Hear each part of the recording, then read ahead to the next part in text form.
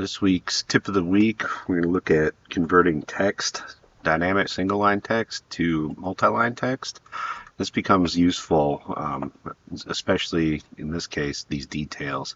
You can see this text is kind of overlapping this border. I want to get this down in here.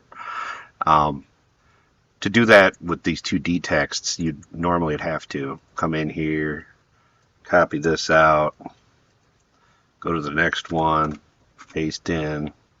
Now you got an overrun here. We gotta change this back, and you can see how it's kind of getting squirrely. It's a lot of manipulating. Much faster way to do that is use the text to mtext tool, and to invoke that, you just type T2M down at your command line, hit enter, pick the texts that you want to combine. Once it's there, now it's in an mtext format that you can just use the mtext tools to stretch it.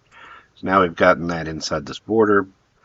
Now, for the Autocad, typically we'd leave text as mtext, but if we're linking these details to Revit, Revit doesn't like mtext, so all the mtext has to be down to single line text. So to change that back to single line, you just use the explode command on mtext, and now it's back to single line text, but it's reformatted and squished down. It also works on lists like this. Right now these are all D text. If I use the text to mtext tool, T2M, window around these, notice now that it does in fact put the text into mtext.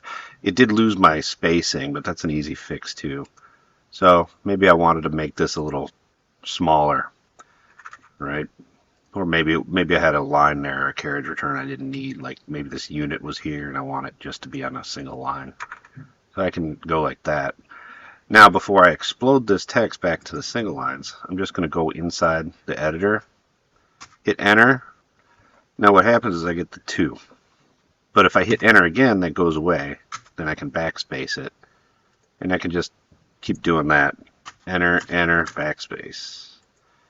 Enter, enter, backspace. Then it keeps my numbers in order. The first enter is always going to add the next bullet item because that's what it thinks you want to do. By hitting 2 enters, you get rid of that. And then again, explode, back to single line text. So it's a pretty handy tool.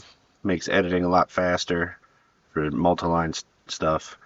And again, remember, if you're designing something to be linked back into a Revit drafting view, it just has to be exploded back down to D text. That's it for this week.